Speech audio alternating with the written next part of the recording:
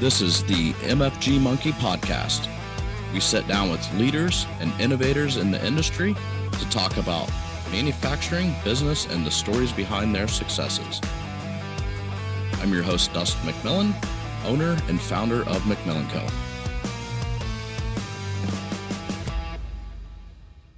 AJ, how you doing, buddy? Good. How about yourself, my man? I have no complaints.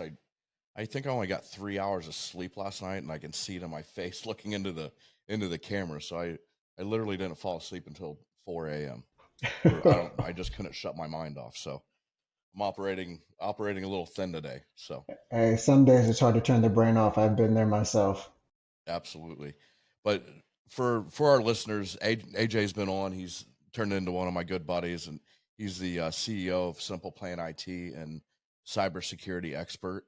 And we were just talking yesterday, probably through just texting or whatever. And I'm like, let's jump on and do an episode on cybersecurity again with all the chaos that's going on. Yeah, there's definitely a lot going on in the world. It's interesting. I talk to people all the time, and this year, I mean, now that this year has flown by. I can't believe how fast this year has gone by. Yeah, I mean, no doubt. we're already knocking on the door of September. But this year, we've seen such a dramatic increase in the amount of massive data breaches. I mean, look at everything that's been in the news so far this year, from AT&T to Ticketmaster, CrowdStrike, although that wasn't a cyber incident per se, but it did have huge ramifications, which we can touch on. And then, we've got the city of Columbus that got breached. I mean, so there's all these massive cyber attacks and data breaches that are taking place and happening this year. And the amount of zero-day attacks, which we can kind of talk about as well, as far as what that looks like and what that means. But it's interesting times that I think we find ourselves in, and I'm very curious to see, how businesses respond to these seemingly increasing attacks. Yeah. And I just got an email today that I had to read, I don't know, a dozen times. And I'm looking at the email address, and it just, for some reason, I had a bad gut feeling about the email. And it was from a legit email address, even though I couldn't find the person on LinkedIn. And then I did click on a link, and it takes you to a website. And then eventually it wanted me to sign into my Outlook 365. And that was the point that I'm like, okay, there's no way this is real. Well, and that's the thing, when we look at what we're dealing with now, is that criminals have gotten so creative in the way in which they're attacking, but then two, when you look at all the technology resources that they have at their disposal, just like we do, it's very easy for them to create these seemingly real emails that look legit. I mean, unless you're really taking the time, like you just said, following your gut and like, something doesn't seem quite right. So there might be something wrong here. If you're not taking that second glance at things, I mean, it's very easy to just look at something like, oh, that's legit. Click on something. Next thing you know, you found yourself in a world of hurt. Yeah. Well, and I think it's ever important to train your people, because they're so damn good at that. Like you said, that you really have to pay attention. If your people aren't trained to red flag an email or follow up with it and not follow it all the way through, they're getting unbelievable information from you. All your customer lists, they're able to send out emails and acting like you to change your remit, and it's a scary thing. Well, and when you think about it, this is what I tell people all the time. I had somebody ask me the other, a few weeks back, hey, do you think that we'll ever get ahead of the criminals in this game? And I told them, absolutely not. There's no way. One, because criminals are treating it like a business. I mean, there's big money being made in the cyber criminal activity. But more importantly, when you really look at it from a business standpoint, they only have one objective. They just have to attack. Think about it. If you only had one thing to worry about throughout your day, throughout your daily business, work life, and career, if you only had one thing to focus on, you'd be phenomenal at it. But as business Right. leaders, as business owners, there's a million different things that we have to deal with and have to worry about. We have to keep systems up and running. We have to be creative and innovative in the market space so that we're Mm-hmm. outpacing our competitors. We have to, deal with workflow or workforce, whatever those challenges may bring. Good, bad, and indifferent. It brings challenges that we have to deal with. We have to, keep systems running. We have to go out and keep customers happy. We have to go out and acquire new customers. Criminals have one objective, and that is just to attack. And Yep. they don't have fires to put out. They don't have people to worry about keeping happy. It is, how can I get into a system? How can I attack? How can I monetize? And once again, if I only have one thing to worry about, I would be phenomenal at it. And so Yeah. that's one of the biggest reasons why I think that we're always going to be playing behind and always going to be playing catch up when it comes to dealing with cyber criminals. How big of a role do you feel the new AI plays in with cyber criminals and how much better they are? I think when it comes to AI, I think there's a couple of things that we got to look at. One, the tool itself, once again, emails have gotten harder to spot and discern against. Well, now they've got a tool that, writes perfect English for them. So Mm-hmm. that becomes a lot easier. But I even get messages where you can tell that they're even just super lazy when it comes to using ChatGPT because they just copy it and paste it into the body of the email. Mm-hmm. And when you copy and paste it straight out of Chat GPT, it puts the brackets on it. And so they don't even take the Mm. time to erase the brackets. So I mean, that's how lazy they are with it. But Right. AI is a great tool that has allowed them to do things better. So now they're more skilled criminals. Mm-hmm. One of the things that I'm afraid of as we especially as we get into the thralls of this election cycle, what does fake video look like? Because they're already Oh, cloning voices. The yeah. video technology is phenomenal, Yeah. and is only getting better. And so those are the challenges that I see. When it comes to um, the average everyday person, where security isn't top of mind for them. It becomes very easy for a criminal to put some subjective content in front of them and trick and fool them. Yeah. I saw a video yesterday or the day before. It was like a spoof video of Kamala Harris and Trump walking down the beach holding hands. And it was unbelievably good. I mean, you really had to pay attention. It's never going to happen. But Right. if you're looking at the video, it's scary how good that video is. Well, and I think the other concern, or at least the other challenge that we have when it comes to AI, think about the businesses that are trying to use AI, especially in the supply chain, so manufacturing, Hmm. logistics, and warehousing. Yep. They're trying to implement AI technology in order to crunch data so that they can make faster, smarter, better decisions.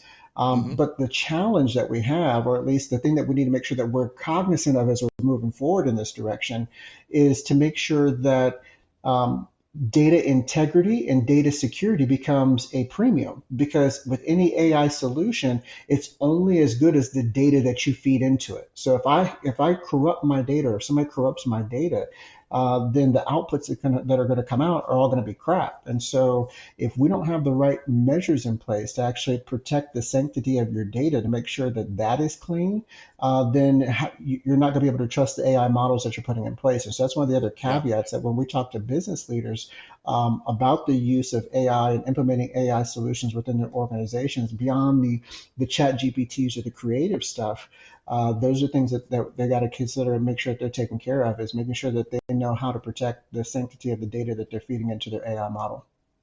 Yeah.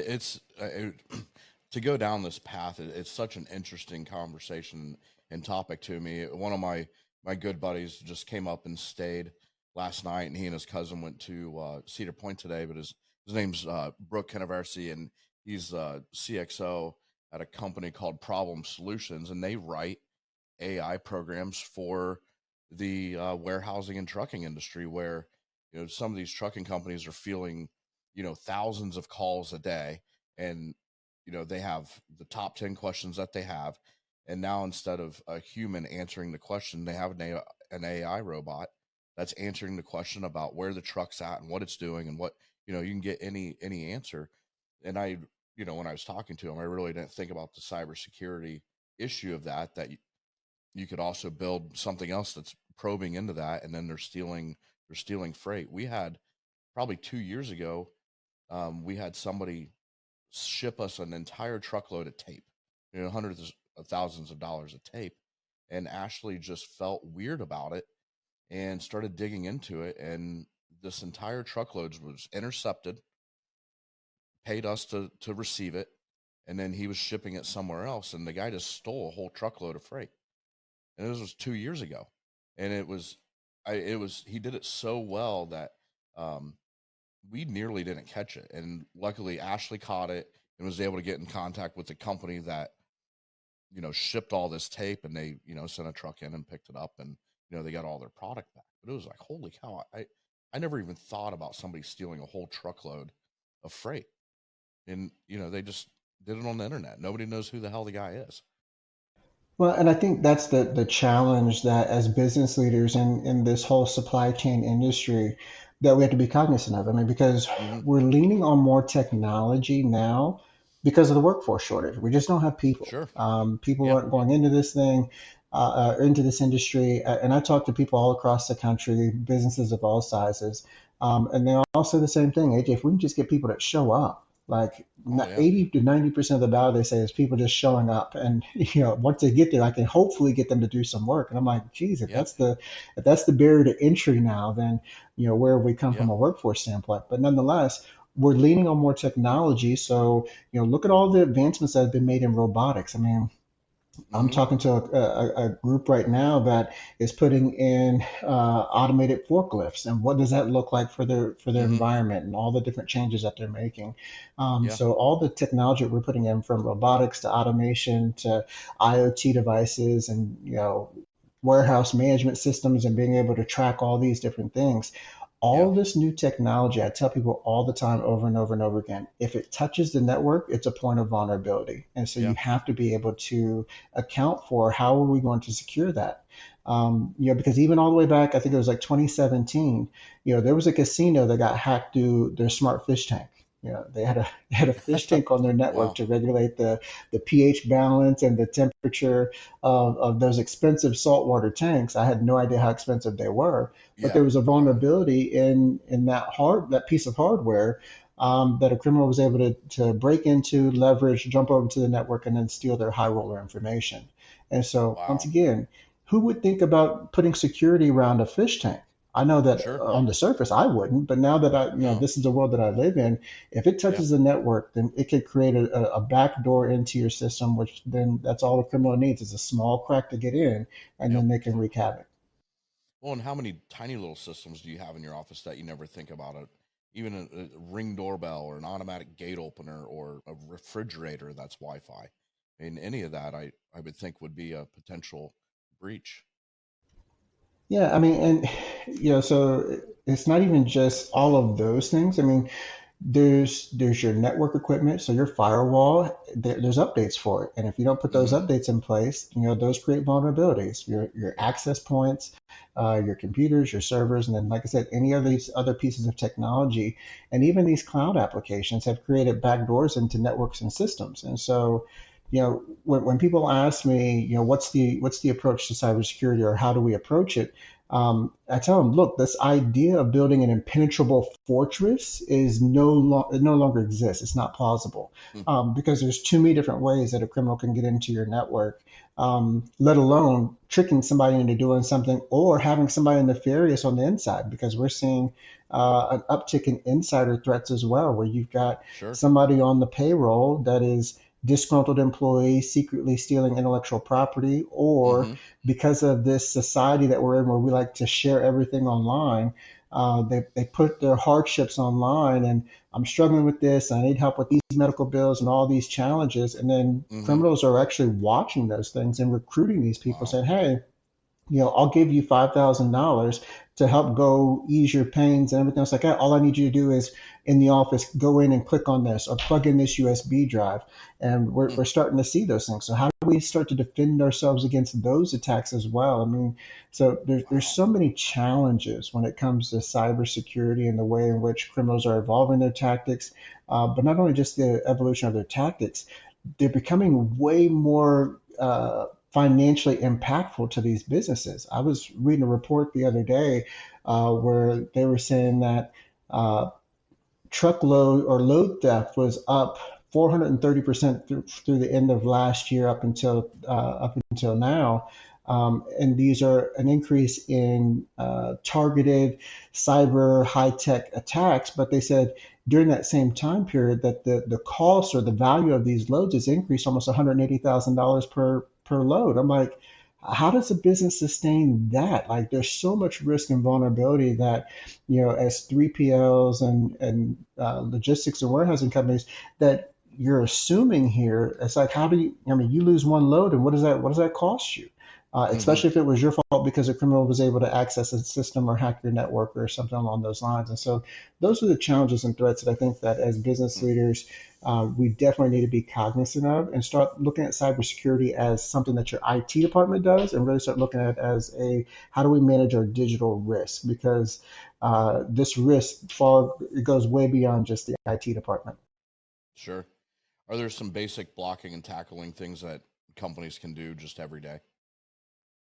Yeah, so the basic blocking and tackling would be making sure that you've got firewalls in place, making sure that you've got multi-factor authentication turned on where it makes sense, making sure that you're educating your staff and keeping security top of mind. And I'd say that'll solve or at least help most organizations. Those that are starting to get into advanced steps where you've got a lot of smart technology, tracking your trucks. You've got smart technology that is doing a lot of automation within your warehouse. This is where you start to get into, hey, you should probably look and talking to kind of a dedicated security team. What are they? Because the faster you can detect something, the faster you can respond and hopefully minimize damage. And so for those that are expanding into incorporating a lot more technology and this smart technology as they move forward in this push for Industry 4.0 adoption throughout the United States, if you're not having a dedicated security team, you've probably got some serious gaps. And then just understand, what does an hour of downtime cost me, so that you can actually start putting hard numbers to the budget when it comes to managing your digital risk. Because if you understand what's at risk and what you could possibly lose, then what you're investing in it should be equal to protecting those assets. Yeah, I remember, when we very first started working with you, you're like one of the simple things that you can do is just your password. And so many people make the mistake of making it their daughter's birthday or their wife's birthday or husband's birthday or something really easy. And what did you tell us about just your password? You had a pretty simple rule. In regards to, sorry, just you were making a breaking up on me password. there. I think what you told me was, create like a story out of, I drove, racing in hashtag San Diego or something, and made it kind of a sequence where nobody's, it's going to be next to impossible to guess. Yeah, because so when it comes to your passwords, the rule of thumb is the longer the better. So the longer that password is, the harder it's going to be, one, for somebody to guess, but then two, it's going to be harder to brute force into it. And it used to be, hey, let's make this thing as super complex as we possibly can. And what we found is that, one, computers are very good at crunching random characters and everything else like that. And so that's not, while, having some complexity in there is important, but the longer the password, the better. And so to that point, creating those passphrases instead of passwords, like you were just mentioning there. I forgot that is a very easy one that people can actually start to use. When you start talking about just the basics, blocking and tackling, good password policies. And, I would also encourage, because now we're in a state where, think about how many different logins you have and how many different passwords you have to manage and maintain. There's only so many that you can remember. I'm a big fan of password managers, whether that's like a 1Pass or a LastPass, although they've all had some challenges when it comes to security, but nonetheless, the encryption that they have on their side to protect those passwords makes it a lot easier to then I have one super complex password that I have to remember, and then the rest of them are stored in this military grade encrypted environment Mm-hmm. where heaven forbid you forget your password, because it's almost like trying to break into Fort Knox for them to get them to help you out and unlock it, because you have to almost give a DNA sample to verify who you Yeah. are in order for that to happen. But when you think about all the passwords that we remember, one of the biggest challenges, one of the other challenges or easy ways that criminals get in is that, all these data breaches happen, and what's exposed? Your email and your password or something like that. Mm-hmm. Well, then they just take those same credentials and they try them in all the places that they possibly can, because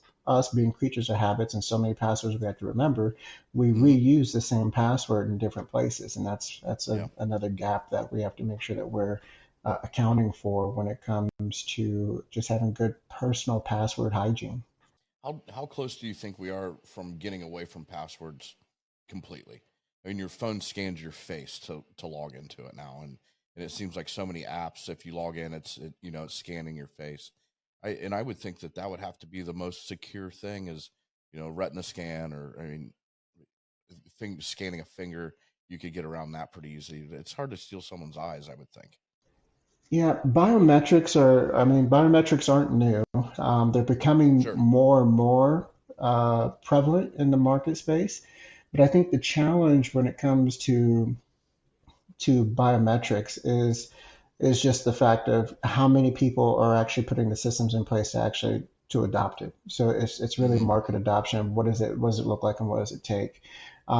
There's a bunch of different technologies that are in the works right now to get away from passwords. I mean, and even to reduce the amount of passwords. So from a business standpoint, you've got single sign-on where your administrator has a password that you use to log in with, and then based upon that authentication, it'll automatically authenticate you to your approved apps within the organization. And so, trying to cut down on some of that password fatigue. But Mm-hmm. with that said, how far out are we? I mean, heck, the way technology moves, Dustin, it could be within the next 5 years we get to a point where we're no longer using passwords, or it could be another decade or two. So it really just depends on the market, and also the end users. How comfortable are people getting away from that password? I mean, think of how long it took us to really get comfortable with the cloud. Cloud Right. Yeah. technology was around and it was ready to go, but the market wasn't ready for it. People were like, I'd like to have my server here, like all my information here. And now people are like, just throw it anywhere. Like, I don't need a server anymore. Mm-hmm. And so when you look at just market adoption, I think that's going to play a big part in it as well. Right. Yeah, and it is about a lot about people's comfortability with change, and people don't like change. I was trying to look. There's a post that you made, and we kind of touched base on it. Just the transportation firms, high tech scammers, and how much that skyrocketed. I think earlier you said something like 430%. What are the top things that these companies are doing? Is it stealing freight? Is it whole truckloads, or is it on more of a micro level? Yeah, it was so the article that somebody had shared with me was talking about just load theft, and so it was actually Mm, stealing freight. And the way in which one of the examples that they highlighted in the article was how criminals were creating fictitious companies, bidding on these loads and winning the bids. And then once they won it, they would just go pick up the load because they were authorized to do so, but then the load would never get delivered. And then when they tried to follow up with, the company and the contacts, poof, everything was gone. And so once wow. again, they're getting sophisticated with the way in which they're doing things, even to the point where they're cloning or pretending to be a legit company. So they're creating a fictitious website that mimics a legitimate company, and uh, bidding on things, or trying to do these what they call man in the middle attacks, where they get into the middle of those communications, and then they're able to manipulate the conversation, change things up, and then steal these loads. And so there's a bunch of different ways in which criminals are using technology because we rely on it for so many different things. From warehouse management and inventory to the management of these these loads and shipments. And so, as the more that we lean on technology and rely on technology for these Mm-hmm. different things, the more susceptible we become to these various types of. It's kind of that hybrid attack where it's technology based, but it's also socially engineered, and so Mm-hmm. this is the evolution of things. Yeah, and it's the scary part. Even if you talk to somebody on the phone, I mean, anymore you don't know if it's a real person or a bot. I mean, it's just so damn good. That's even scarier when we talk about the voice cloning Mm-hmm. abilities and technologies. You know, so going back to kind of AI and what it's doing and how it's fitting into the market space, if you looked at our website, there are videos all over our website. All of those videos are 100% AI from the voiceover that is not a real person, that is an AI voice robot doing the voiceover. AI created the scripts, or we used AI tools to help create the scripts, and then we pumped it into an AI generator, and it generated the video content to go along with it, and then did the voiceover, and then added music behind it. And so, it's phenomenal what you can do with these tools, but it's also terrifying because Mm-hmm. anybody can use them. I mean, they're out there in the open market, and there's new AI tools that are hitting the market every single day. And so, those are the things that concern me. Yeah. Realistically, just as a human being, and not just as a cybersecurity professional, but it's just as a human being. It's like, how are we teaching people to discern what is good information and what's bad information? Yeah. Just because you saw it one place, to your point with the video about Kamala Harris, just Mm-hmm. because you saw the video one place and it looked legit does not mean it's actually real. And so I Right. think that's what's going to be very interesting as society continues to move forward with this technology, because it's not, you can't put it back in the bottle. The genie's out, and so, Yeah. and it's only going to continue to get better. Yeah, and it is concerning that you could see something on TV or on the internet and think it's a real video of what they're what they're backing, what their policy is, whether you agree with it or not, and and you don't know if it's that person. And Joe Rogan talks about it on his podcast where he's like, guys, there are videos out there of me backing a product, and it's not even me. It's an AI generated Joe Rogan talking about how this widget is the best widget and how you should buy it, and people legitimately think it's Joe Rogan advertising it. It's so crazy. Yeah, I think not too long ago, um, Tom Hanks had a similar issue where he Okay. had to put out a retraction, not so much a retraction, but more like a public statement saying, "Hey, there's this video out there of me supporting this product," and he's like, "That's not me. Like, I didn't do Mm-hmm. that. I don't support that product." But because there's so much content out there about these individuals, it's very easy to get the sample size that you need in order to clone them and create your own video, making them look and say whatever you want them to look and say. Yeah, it's kind of sad, and we're talking, we're really bashing on it, but there's also so many really good things about AI, and it's just a really interesting time of how you differentiate the good from the bad, and the good that seems good or the bad that looks good. um the Well, to me, Dustin, it's kind of like I've said before, it's the gift and the curse of technology. For all the things that we hmm have technology to available for us to do great and wonderful things. I mean, let's be real. This conversation that we're having right now is because of technology. I mean, before we would have to schedule and find time to get together in the same room, and now yeah, we're able to do this and really essentially spin it up in 24 hours to make this yeah, thing happen. Whereas yep, before, the technology just wasn't there, and we couldn't have done it. I mean, this would have been weeks in advance that we would have had to oh schedule something absolutely, like this out and put it together. yeah, And yeah, so I this mean technology, is great in helping us to hmm bridge gaps, get access to real time information, to make smarter, wiser decisions, to look at multiple different aspects that we couldn't look at before. But Mm-hmm. criminals have access to the exact same Yep. tools. And so, for all the good that we want to use it for, criminals are also able to use it to do evil and nefarious things. And Yep. it's become a thing where it's become to a point where it's just so profitable for them Mm-hmm. that there's no way it's going to slow down. Yeah. I was on a panel earlier this year. I think it was like back in March or April. Anyway, but I was on a panel with an FBI agent, and he was telling me how North Korea funds a lot of their military efforts and endeavors through the money that they make through cyber criminal exploits. That doesn't So think surprise about me at that. all.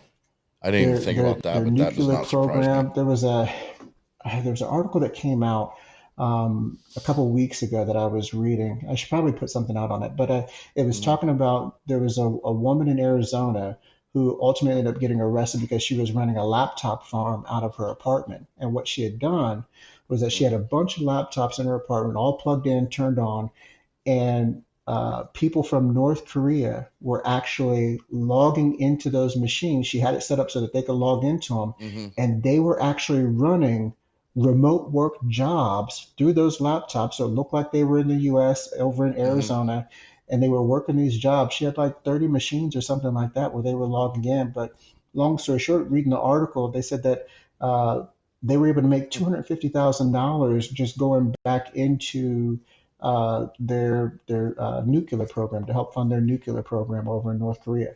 And it's just like Wow.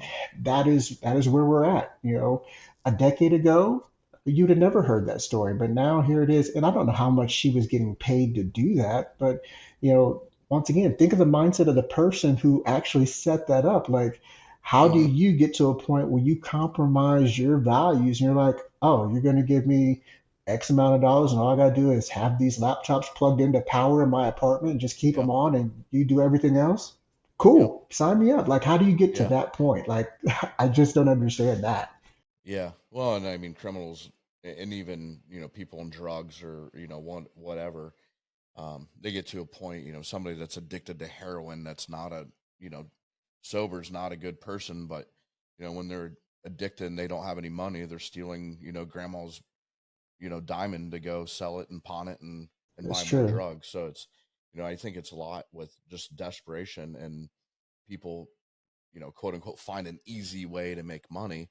And when they're 3 months behind on rent, and somebody offers them probably quadruple of whatever they've made in their life, they do anything, anything people ask them to do. But that's the world that we live in, brother. Yeah. Um, Yeah. you know, Once Pretty, again, more pretty wild. technology. I don't see it slowing down.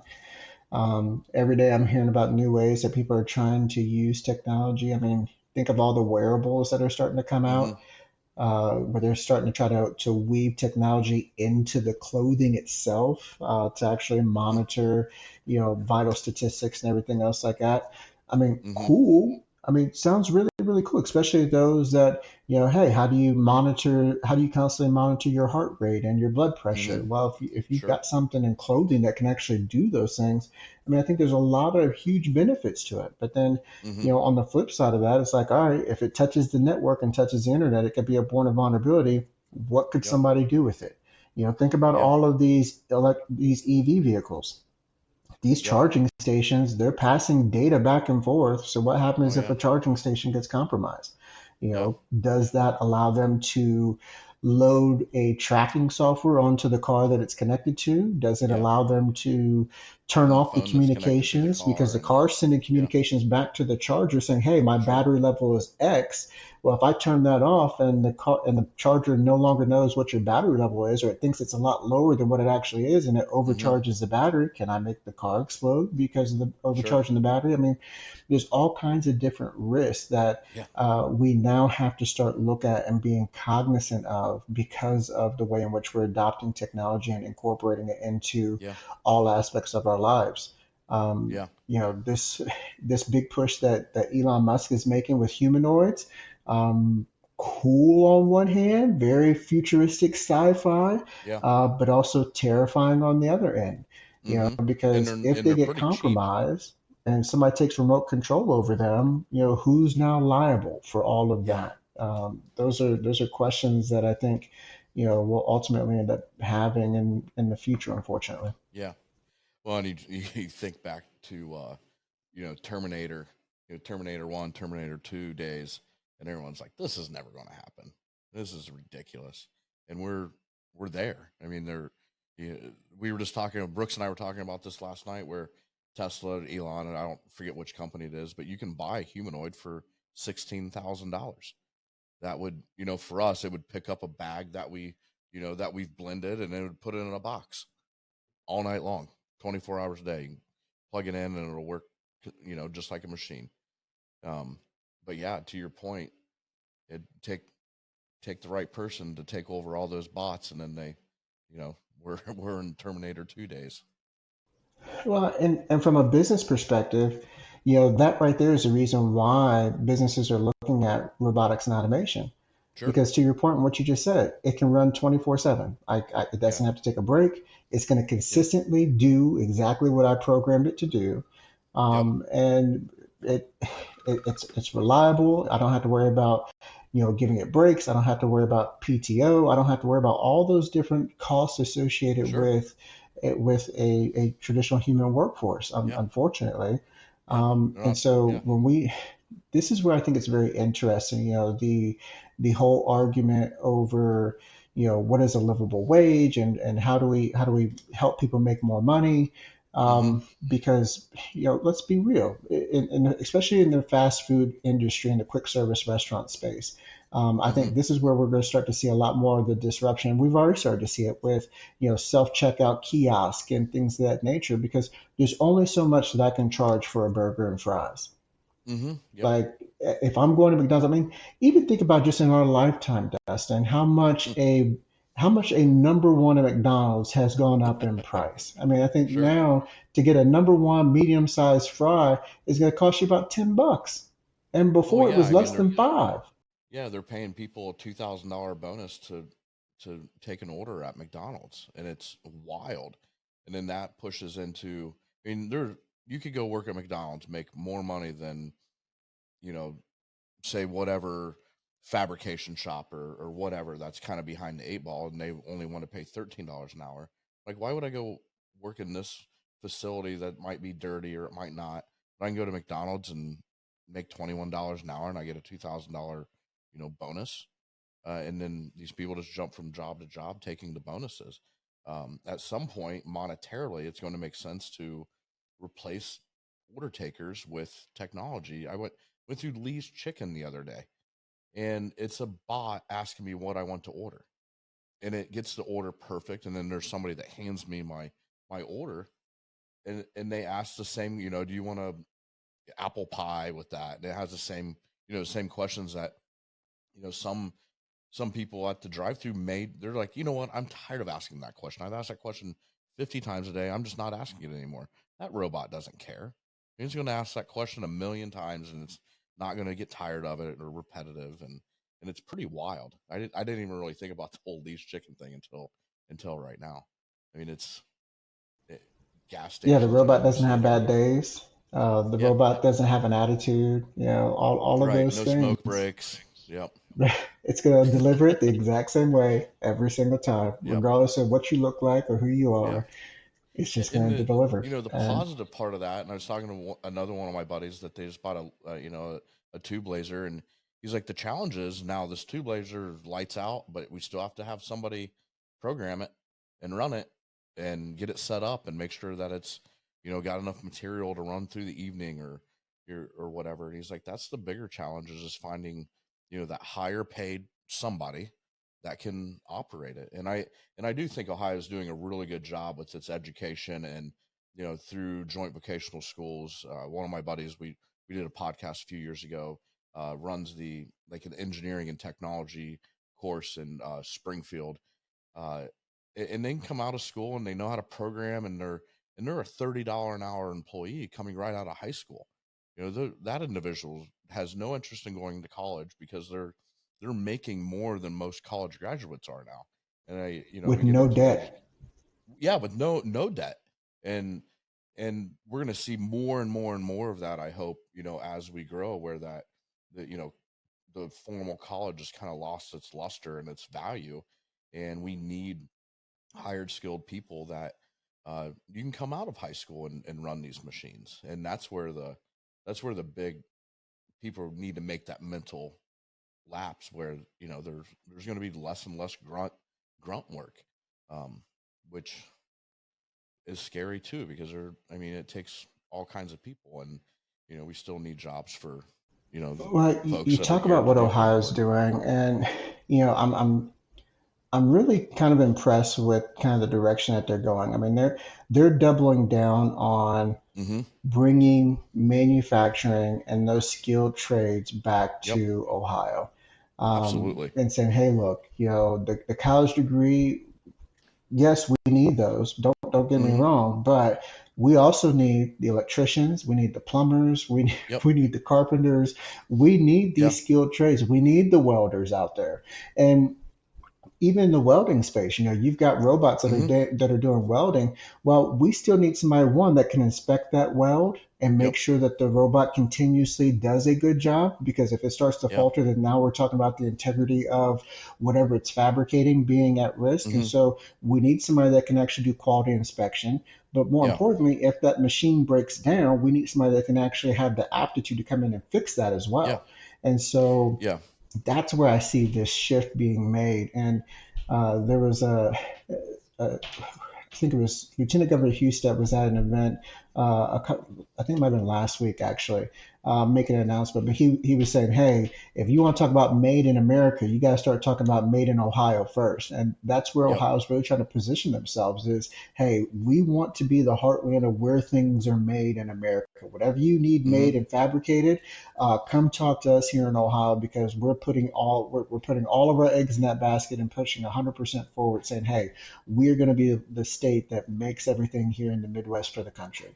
Yeah. Which, you Absolutely. know, I got to kind of tip my hat to it, because I think if anything, if there was one thing that COVID showed us above and beyond everything else, it was just how fragile our supply chain was, Oh, and how yeah. dependent we had become on materials and goods from overseas, that whenever we couldn't get those, oh my God, people lost Yeah. their mind. I mean, the fact, I never thought that we would ever see a day in our life where people were fighting over toilet paper. I mean, let's be real. Yeah. And it's scary because a majority of our toilet paper is made in China now. All the big toilet tissue plants moved out of the U.S. You know, and there are a few still here, but not many. I would guess less than 1%. It'll be interesting to see if we see, you know, something that we don't think about at everyday use, something like toilet paper, because all the big mega, you know, presses were built in China, and I never really thought about it that way. And that was one of my, you know, my very first big boy job, I'll call it adult job, is working in the paper mill, and we had one tissue plant that we called on in, I think, Pryor, Oklahoma. That was it. I forgot that was your background. That's how you came up with through paper mills. I forgot about that. Yeah, yeah, it was my. I worked construction, went to school for civil engineering, and ended up getting a job at Pickle or Felt, and they were a wet end paper maker felt manufacturer. That was my first job in manufacturing. So let me ask you this, based on, I mean, you've been in this industry, in the whole supply chain industry, for essentially your entire career. So how much have you seen technology change and evolve Oh through God, your career, or at least the lifetime of your career? unbelievable. I mean, so my job with them, I ran 12 states throughout the U.S. and I I still drove around using a AAA trip ticket. And one of my big things that I wanted to buy was a GPS, and they were, you know, buy a Garmin GPS that went in your car was $1,800 or something, and we were still on a flip phone. Um, well, I guess really when first phone I ever had was like an old style bag phone with a cord on it. Um, you know, laptops are obviously different. We carry in a portable printer because not every office had printers. You know, when we did our scanning reports, and I mean, it's unbelievably different just as a user, not even in somebody in your shoes. It's crazy. Yeah. Crazy the And amount of nothing. technology has changed Yeah. everything. I mean, Bluetooth And it's wasn't a only going to thing. continue to change. Yeah. I Yeah. think, Hardly any of the. with all these new advancements, and this is where um, AI for me becomes fun because I think it's AI and machine learning. There's no limit to what we can do. I think we're just now scratching the surface on it. Yeah. And so when your buddy asks, where do I see AI and how's it impacting, just the cyber industry? Hmm. Well, let's be honest. From the cybersecurity standpoint, we've been using AI for years. Yeah. That's the way in which we're able to crunch data and spot anomalies, Hmm. and see these different things. So in our security operations center, we use a lot of AI and machine learning tools so that we can detect and respond to things faster because we understand the threat that we face is constantly evolving, and there's so many different ways that they can get in and attack. And so the way in which you manage and mitigate your digital risk is being able to identify and spot when things have happened or gone Hmm. wrong as quickly as possible. A lot of people don't realize the average data breach goes undetected in the United States for almost 7 months. Wow. If you give a criminal, you give me access to your network for 7 months without you knowing, I promise you there's nothing in your network that I won't be able to find. Hmm. And so that's the challenge that I think we have to face. And this is where I believe, once again, cybersecurity is shifting from building this impenetrable fortress to this, hey, how do we detect and respond? Hmm. Rather than, prevention is good, and we definitely need to do our best and put, best practices in prevention, but we need to put way more focus on detection and response because these threats are coming in and these attacks are coming from multiple different vectors, and the faster we can detect it, the faster we can, respond to it and Yep. minimize the damage and impact. And I think that's going to be the wave of the future. That, Yeah. and at the same time, I'm very curious to see how the cyber insurance game goes. These insurance companies, let's look at CrowdStrike, for example. CrowdStrike was not a cyber attack. It was a bad update that got pushed out through their system that just so happened to uh, basically shut down the Windows operating system on all the machines that it was loaded on that ran the update.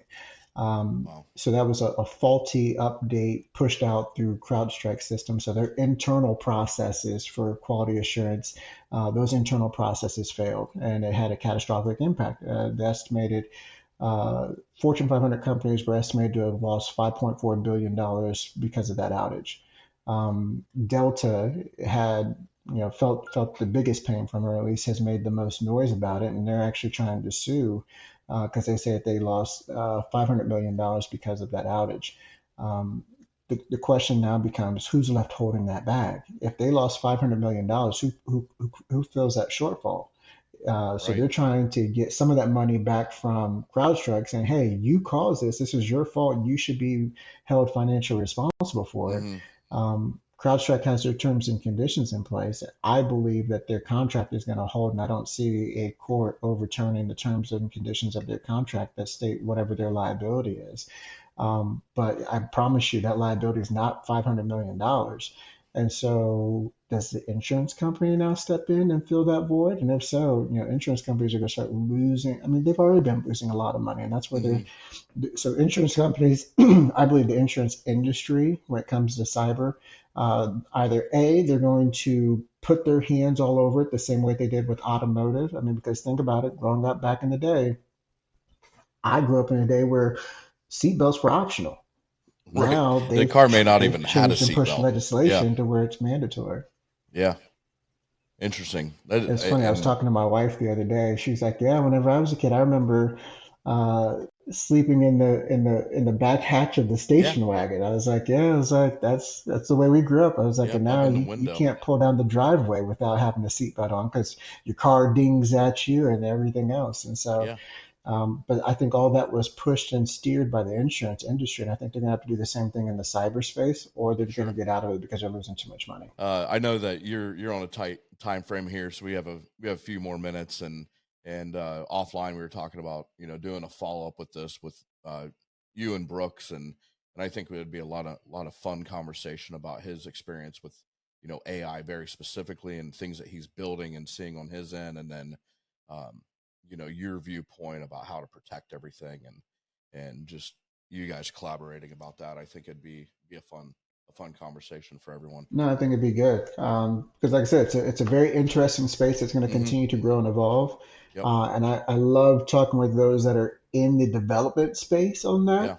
that, because it's not what I do. It's Yeah. not my focus, but I love the way that people are being finding creative ways to incorporate and use AI Yeah. in different ways and where it can go.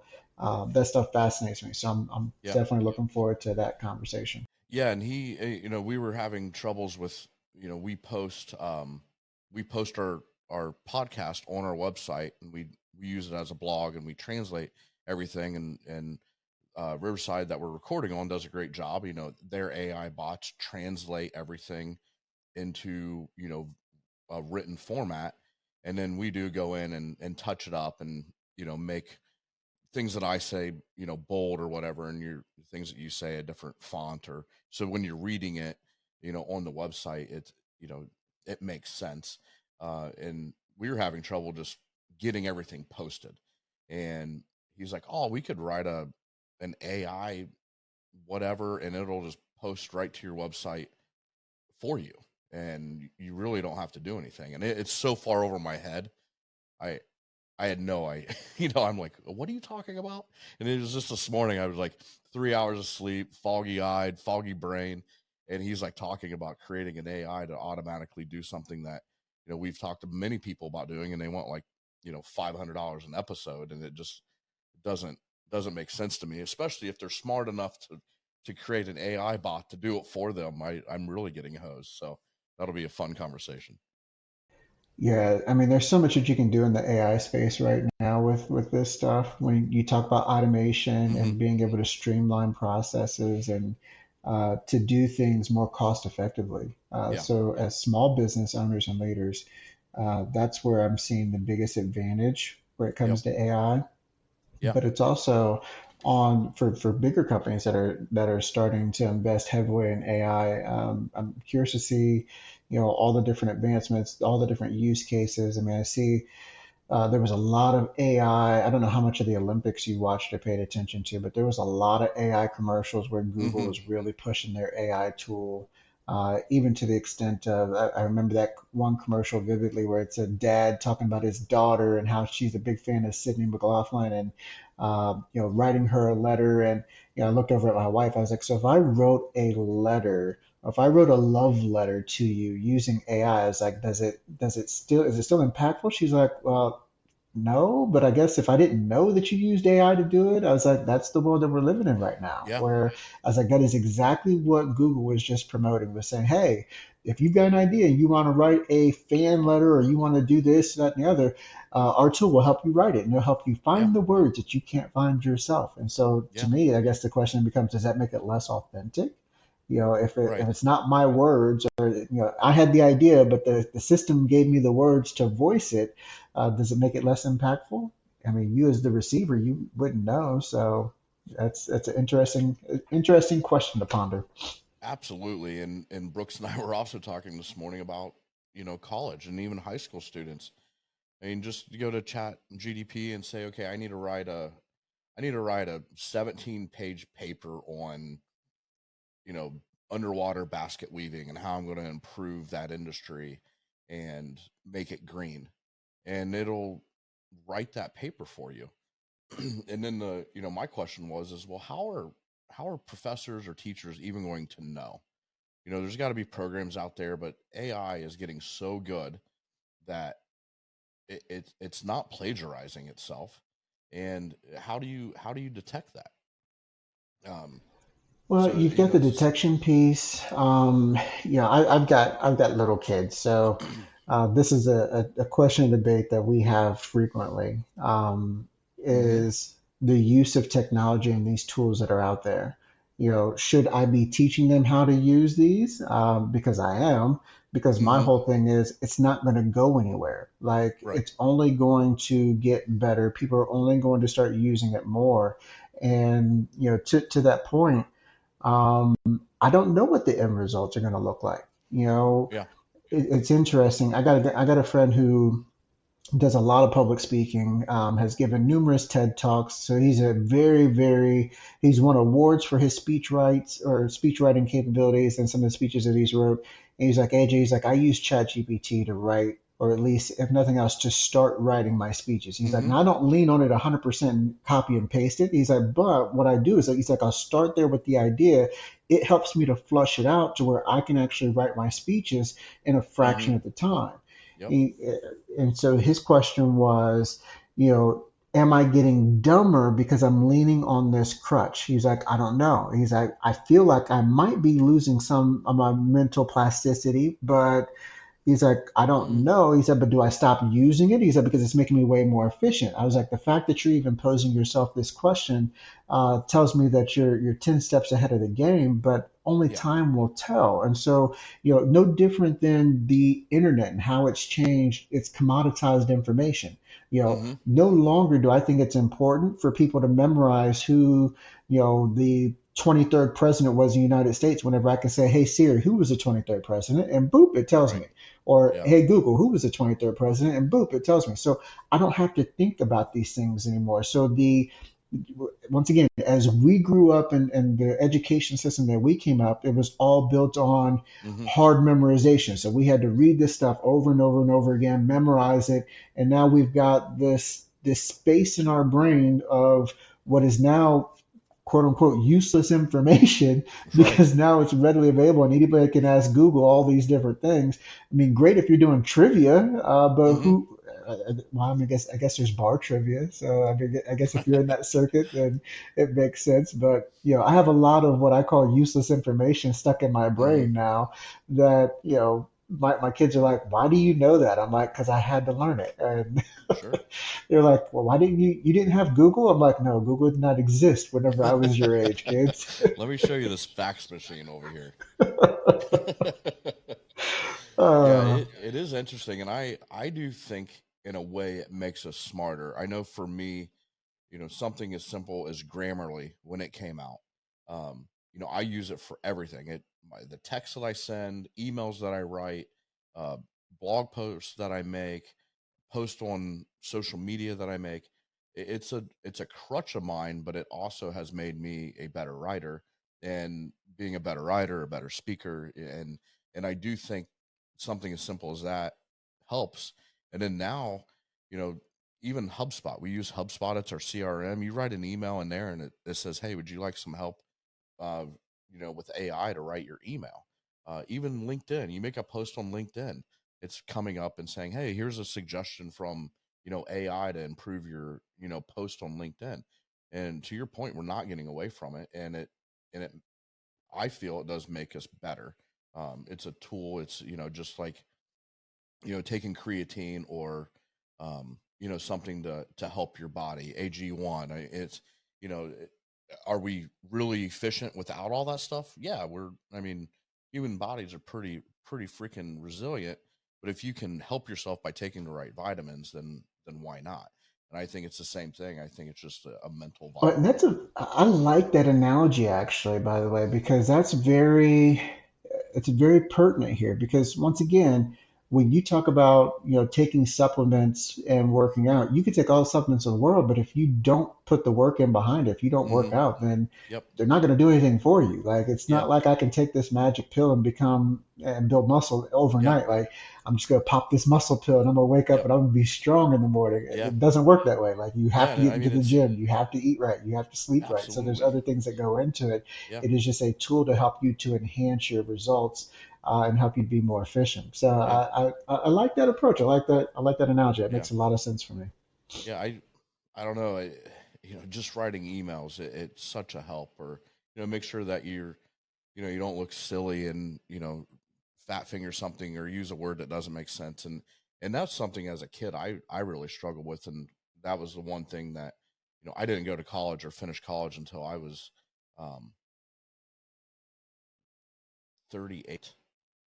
Yeah, 38. And I mean, I felt like I did fairly well in life without college, but the one thing that I know that college did for me was all the writing. It made me a better writer, and it was before all this stuff.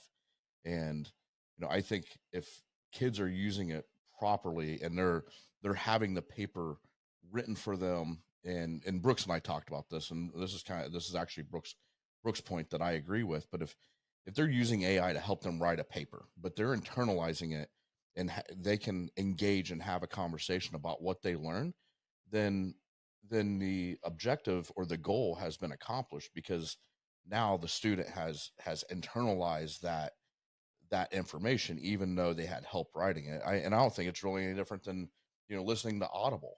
I mean, people will, kind of shit on listening to Audible versus, sitting down and reading a book. I have 7 books sitting here for me to read, and I will probably end up buying them on Audible because, later today I'm going to drive 4 hours. I can get a lot of book in 4 hours, where, I'm more productive doing something like this, where I could be sitting down reading, physically reading a book. Now, it is nice to sit on the back patio and physically read a book, but is the information that you learn any less valuable because you listen to it versus read it? I don't think so. No, I would agree with you. And in fact, for me, it plays into the way in which you best learn. So for like me, Absolutely. I am an auditory learner. So Yep. I can Me listen too. to it and hear it and pick it up, and it sinks within my brain better than me Sure. actually reading the words on paper. Yeah. It's just the way in which I gather and retain Yep. information faster and better that way. Yeah. Me So too. I could. Audible is a lifesaver for me. I Yeah. can actually read books and actually, listen to them, hear them, and actually digest the information versus Mm-hmm.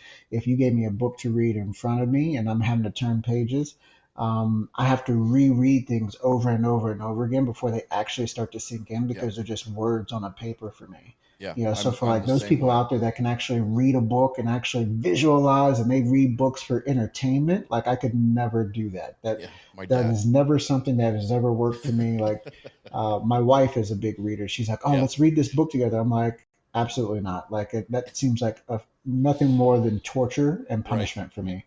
Yeah. Kind of like being hours on a treadmill. Like Yeah. cardio is a necessary evil for me. I have to do Right. cardio to make sure that my heart stays healthy and everything else. Outside of Sure. that, like let's go run a marathon. Absolutely not. I'm not running a marathon. I'm not Yeah. interested in any part of that. So yeah, I kind of view it from that perspective. Uh, but I like the analogy of tying technology and the way it's a tool to the way in which we develop our bodies. I think that's a very Mm, interesting analogy that I'll yeah. actually will probably start using that one. So I hope you don't mind me stealing that. No problem. I'm going to steal, I'm sure, a lot of what you talk about. So that's what these are about. I've always had fun doing them. You and I always, just have good conversations, just talking on a random Wednesday. Um, and the goal is for us to learn something, and hopefully, our listeners learn something too. So, I know that you had a set amount of time set aside today, and we're coming up on that. Um, like I said, we talked offline about doing a follow up with Brooks, and I think it'll be fun getting you two talking about both sides. The security edge of things and the development end of things. For the listeners, AJ, tell everyone how they can get a hold of you. We'll also put it in the description, things like that. A little bit about, just a snippet about what your company specializes in, and we'll make sure that we get all that stuff posted. Sure, I appreciate that. So Simple Point IT is the name of the company. We're a managed security service provider. That's really what our focus is. And what we're good at is behavior-based analytics. So being able to see things as they're happening and stopping threats internal and externally before they have a chance to impact your business. And the way we do that is by analyzing and creating a baseline for the way data moves to your network, the way devices behave and operate on your network, and the way that users interact on your network. And once we create that baseline, we look for anything that deviates outside the norm as an indicator that something bad is happening. And then we've got human beings that are eyes on glass 24/7, 365 that are watching for those anomalies that then instantly respond and mitigate those attacks. And so, Awesome. if you have any questions whatsoever, I would say the best and fastest way to get a hold of me, or at least to follow and stay in tune with kind of some of the things and what you're doing, because I'm putting out content all the time in the cybersecurity space and how to manage your digital risk and tech tips. connect with me and follow me on LinkedIn. That is the platform that I am hands down the most active on, just because it's the easiest one for me to dump information and grab information from other resources. So LinkedIn, follow me there. And if there's ever anything that I can do, please don't hesitate to reach out. Awesome. Yeah, we'll stick your email and the details and all that fun stuff, but I really appreciate your time. We talked about doing this yesterday and made it happen today. And I think with all the, the craziness going on in the cybersecurity world, I think it was definitely appropriate. So I appreciate you being able to do this so quickly. No, I appreciate the invite and putting me on, and let's get this together, and look forward to doing it again soon, my friend. Cool, buddy. Thanks, man. Talk to you soon. All right, take care. Thanks, everyone, for joining us for this episode of MFG Monkey. If you have any questions or suggestions for future episodes, please email them to us at info@mfgmonkey.com.